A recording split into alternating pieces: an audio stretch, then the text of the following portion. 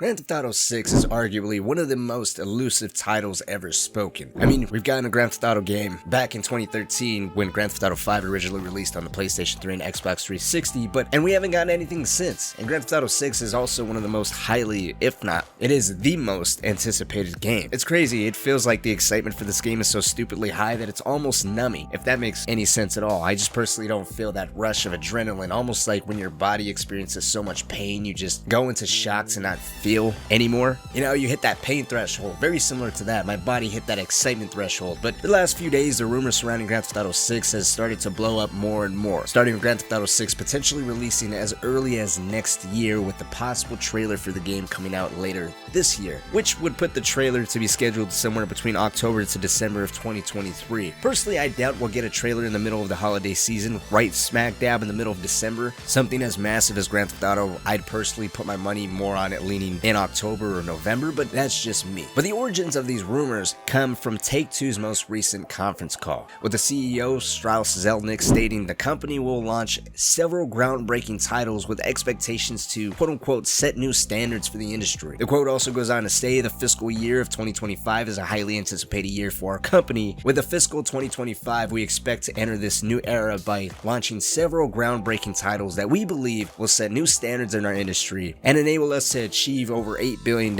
in net bookings and over $1 billion in adjusted unrestricted operating cash flow. So if that quote doesn't quite confirm that Take-Two is still hell-bent on making as much money as possible, then I don't know what else will. But it kind of makes me curious on whether if the single player experience is long and done, and what they're really just waiting for is to get that multiplayer aspect up to a point where it's not only massively ambitious, but will be in a state where it doesn't give too big of a time gap from the single player release to when the multiplayer is up and running, and that's in an actual state that can hold players' interest for a decent period of time. If I remember correctly, when Red Dead Redemption 2 came out, similar to GTA Online with Grand Theft Auto 5, it was kind of in this quote-unquote beta stage where, yes, you can enter the world, there's some things to do, but there's really ultimately nothing to do besides just to fuck around with friends.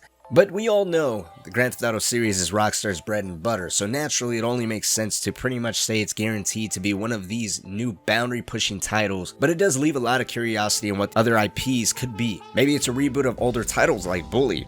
I know Bully 3 or a remake or remaster has been strongly requested by the player base, of course. Or, you know, maybe we'll see some actual stuff on the new Max Payne remakes, or maybe Rockstar's returning to their roots and actually taking chances on new IPs again. Who really knows with them right now? But what we do know is, besides this conference call implying a potential 2024 game release, with it possibly being no later than 2025, the game is also alleged to have its first female protagonist, with the story taking a Bonnie and Clyde type of approach, potentially having 2 playable characters instead of Grand Theft Auto 5's 3. There's been rumors of brand new water physics and surfing possibly being added as a new activity into the game, with the game's location set to take place in Vice City and the surrounding areas. Supposedly, none of the major leaks over the last year or so has also hindered the game's development or the launch window, which is great. What I really hope turns out to be true is the single player map constantly ever evolving. I think that would be something that would be badass. And if they make it where something like multiplayer, where in Grand Theft Auto 5 you can actually mess with the stock market, I don't remember how deep that was, but if you can do that in single player content where you do something and it leads to a chain of events, where this might sound a little crazy,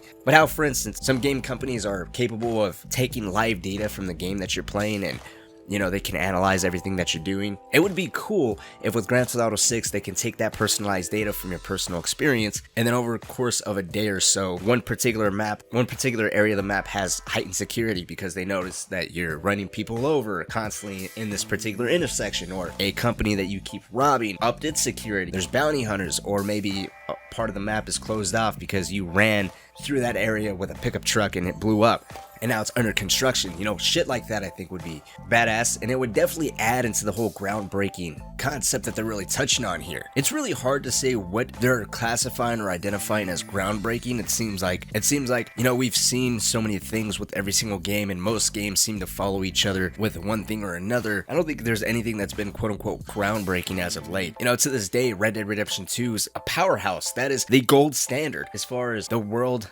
that's lived in wildlife having its own set patterns and going about its business like real wildlife would, NPCs having their own routines, going about their business, and then of course the detail to the character models, the sunlight, the weapons, the gore. Of course, Grand Theft Auto isn't known for that level of detail, but as far as the quote-unquote realism or possibility of having particular activities brought in this game, it's kind of anybody's guess. I'm just hoping that it's something that's entertaining or fun. Grand Theft Auto 5, personally, I didn't like the whole idea that you can go play darts or go golfing because, you know, those activities aren't exactly fun to do in a video game. In a video game, you want to do shit that you can't exactly do in real life because there's real life repercussions for doing stuff like capital murder, carjacking, you know, going to strip clubs when you're technically an underage kid playing as a middle-aged man that's depressed that hates his wife and kid. But of course, that's just my 2 cents. Let me know what you think about this. Do you think we're going to be seeing some type of trailer of Grand Theft Auto 6 by the end of this year? Do you think it's going to come out in 2024 or 2025? Let's talk down in the comments section. But like always, guys, my name is Cynic. Thank you so much for watching and sticking around, and I will see you in the next video.